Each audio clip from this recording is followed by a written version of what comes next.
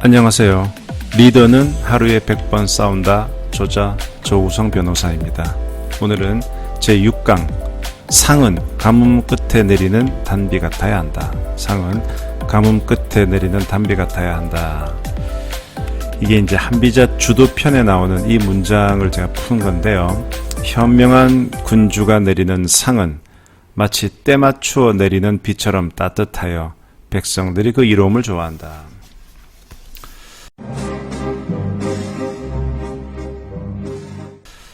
자, 한번 봅시다. 사례.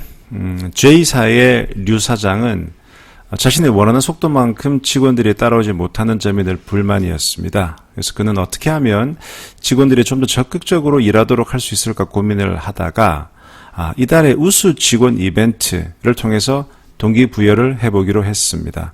그래서 대표이사 본인과 또 팀장들의 심사를 거쳐서 한 달에 한 명씩 우수 직원을 뽑고 그 직원에게 포상금으로 100만 원을 지급하기로 했죠. 직원들의 사기만 높아질 수 있다면야 월 100만 원 정도는 문제가 되지 않았죠. 이제 류 사장이 기대한 것은 우수 직원으로 뽑히기 위해서 직원들이 선의의 경쟁을 하고 또 이를 통해서 일의 능률과 생산성이 높아지는 것이었죠. 그런데 결과는 예상 밖이었어요. 자, 누가 우수 사원이다, 우수 직원이다 이렇게 발표하면 대다수 직원들이 왜 걔가 우수 직원이야? 라며 이해할 수 없다는 반응을 보였고요. 또 우수 직원으로 뽑힌 정작 주인공은 다른 직원들에게 민망해하는 상황이 연출됐습니다. 매월 이벤트가 거듭될수록 직원들 사이에서는 서로 우수 직원으로 선정되지 않으려는 묘한 분위기까지 감지가 되었고요. 그런데 어느 날 류 사장은 팀장으로부터 어느 직원의 어머니가 병원에 입원해 있다 이 소식을 전해 들었습니다. 류 사장은 그 직원을 사장실로 조용히 불러서 전후 사정을 물어보고 50만 원을 봉투에 넣어서 병원비에 보태라 라며 건넸습니다. 그러자 그 직원은 눈물을 글썽이면서 감격했고요. 류 사장 역시 마음이 따뜻해지는 것을 느꼈습니다. 얼마 후에 류 사장은 그 이달의 우수 직원 이벤트 없앴어요. 대신 팀장들로부터 직원들의 집안 사정이나 개인적으로 어려운 점을 파악한 뒤에 직원을 개별적으로 불러서 면담하고 그 직원에게 꼭 필요한 지원을 해주었죠. 류 사장은 이 과정에서 직원들과 훨씬 속 깊은 대화를 나눌 수가 있었고요. 또 직원들이 류 사장을 바라보는 눈빛도 달라짐을 느낄 수가 있었죠. 류 사장은 제게 이 일화를 전하며 이렇게 말하더군요.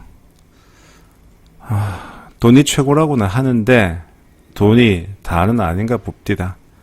휴가든 개인적인 도움이든 꼭 필요한 것을 필요한 시점에 주니까 직원들이 진정으로 고마워하더군요.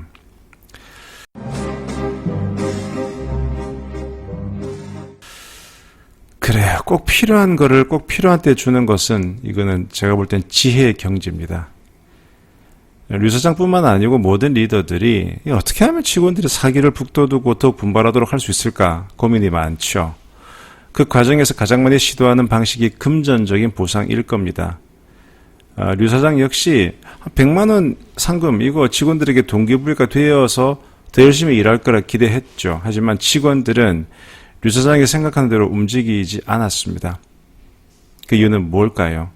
제 생각에는 말입니다. 류 사장은 CEO가 주고 싶은 것을 CEO가 원하는 때에 주려 했을 뿐 직원들이 받고 싶은 것을 직원들이 원하는 때에 주지 않았기 때문에 100만 원이라는 거금을 주면서도 직원들의 공감을 얻지 못했던 거 아닌가 이런 생각이 듭니다.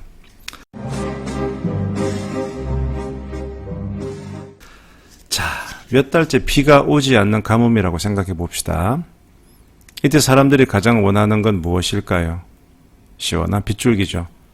이때 때마침 비가 내린다면 사람들은 어느 때보다 비를 내려주는 하늘에 고마워할 겁니다. 한비자는 군주가 상을 내리고자 할 때는 시우, 시자가 때 시자, 우자가 비우자, 그러니까 타이밍이 맞는 비, 시우, 즉 때 맞춰 내리는 고마운 비처럼 해야 한다 라고 말을 하고요. 그래서 신하와 백성들을 면밀히 살펴서 그들에게 진정으로 필요한 것이 무엇인지를 파악해서 베풀어주고 받는 이는 그 베품을 고맙게 여길 수 있어야 상으로서의 의미가 있다고 보았습니다. 이런 점을 간과한다면 아무리 많은 보상을 제안해도 기대한 만큼의 효과를 얻지 못할 겁니다. J사의 이벤트 상금이 그랬던 것처럼 말이죠. 이 시우가 아닌 시도 때도 없이 내리는 비는 성가시고 불편한 존재가 될 뿐입니다. 특히 자, 여기 좋은 게 있으니 이거 얻어봐. 이거 얻기 위해 노력해. 라는 식의 제안은 자칫 잘못하면 모욕으로 비칠 수도 있어서 각별히 주의해야 됩니다. 제가 실제 경험했던 사례 하나를 또 소개할게요. D사의 김 사장은 다른 임원들의 통제를 받지 않는 사장 직속 이 비서실에 인원 5명을 두고 있었습니다. 이들은 사장의 뜻을 신속하고 효율적으로 집행하기 위한 친위대적인 성격을 갖고 있었기 때문에 회사 안에서는 이들을 5인방이라 불렀어요. 5인방은 지휘 계통을 뛰어넘어서 다른 임원들을 감시하고 또 직접 CEO에게 보고할 수 있는 권한을 갖고 있었어요. 이 사장의 총애를 한몸에 받고 있는 5인방에 대한 다른 임직원들의 시선은 당연히 곱지 않았겠죠.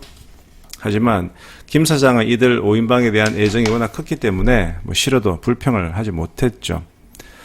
특히 이거 5인방의 우두머리가 박 과장인데요. 이 사람은 김 사장의 오른팔이었습니다. 박 과장과 저는 이 D사가 진행 중인 소송 업무를 같이 하면서 개인적으로도 친분을 쌓게 되었습니다.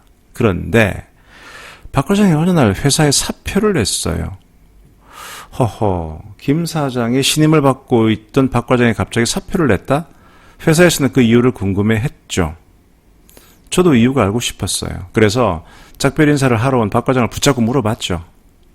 그러자 박 과장은 머뭇거리다가 좀 뜻밖의 설명을 하는 거예요. 좀 듣고 한참 뭐지? 좀 되게 좀 이해가 안 됐는데요. 자, 이런 스토리입니다. 박 과장의 어머니께서는 1년 전부터 신장이 많이 안 좋아져서 일주일에 2-3번씩 신장 투석을 받으러 병원에 가야 했고요. 그래서 밤에는 때에 맞춰 계속 약을 드셔야 했습니다. 박 과장이 아직 미혼이었는데요.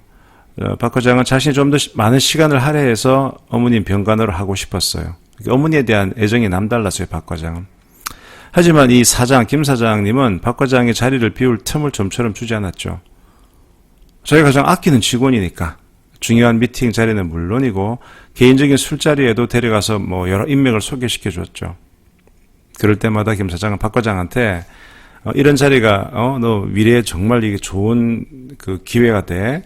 그리고 내가 니를 아끼니까 이러지. 이런 식으로 하면서 회사의 비전을 이야기하곤 했죠. 박 과장의 말입니다. 사장님의 마음은 참 고마운데요. 사실 제겐 어머니를 제대로 모실 시간과 병원비가 더 필요했거든요. 하지만 사장님은 계속 술만 사주시면서 미래에 대한 말씀을 하시는데 그 말씀만으로는 저의 힘든 부분이 해결이 안 되더라고요. 이번에 옮기는 곳에서는 제 개인 시간을 더 쓸 수 있게 됐습니다. 연봉도 좀 올랐고요. 저를 믿어주신 사장님께는 무척 죄송한 마음입니다.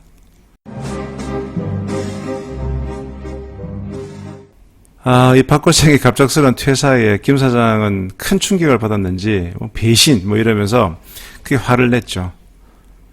저는 박 과장이 좀 자기 사정을 김 사장한테 솔직히 좀 말했으면 어땠을까 이런 생각도 들었는데 한편으로는 보스가 큰 비전 이런 거 얘기하는데 그 앞에서 저 어머니 병간호 이런 얘기하는 게 쉽지 않았을 거라는 짐작도 됐습니다. 김 사장은 자기가 박 과장을 누구보다 아끼고 있다고 생각했고 어떤 그런 자리에 데려가는 것 자체를 하나의 페이브를 베푼다고 생각했기 때문에 이렇게 박 과장의 퇴사에 대해서 배신감을 느꼈을 건데요. 하지만 박 과장 입장에서는 김 사장이 밤늦게까지 자신을 데리고 다니면서 미래 비전 얘기한 것이 오히려 어머니를 간호할 시간을 빼앗아버린 결과가 되고 말았죠. 적어도 김 사장의 애정 표현은 적어도 박 과장에게는 때 맞춰 내려주는 고마운 비가 아니었던 겁니다. 아마 김 사장이 자기가 하고 싶은 이야기만 하지 말고 박 과장 개인의 어려운 부분은 무엇인지를 세심하게 파악했다면 이처럼 갑작스런 이별은 없었을지 모릅니다.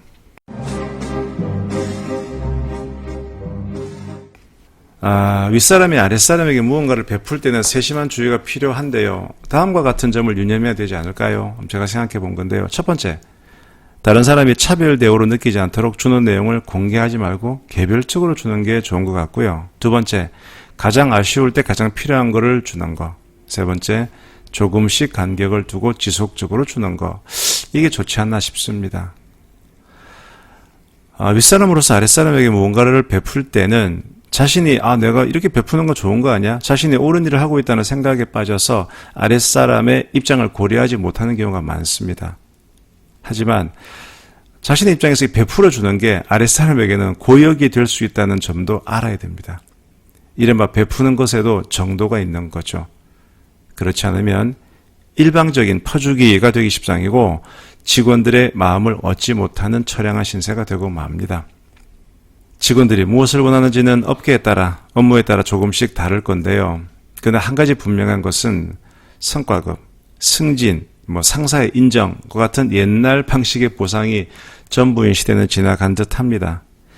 지금 여러분께서 이끌고 있는 조직원들이 진정으로 원하는 보상은 무엇일까요? 한번 고민이 필요합니다.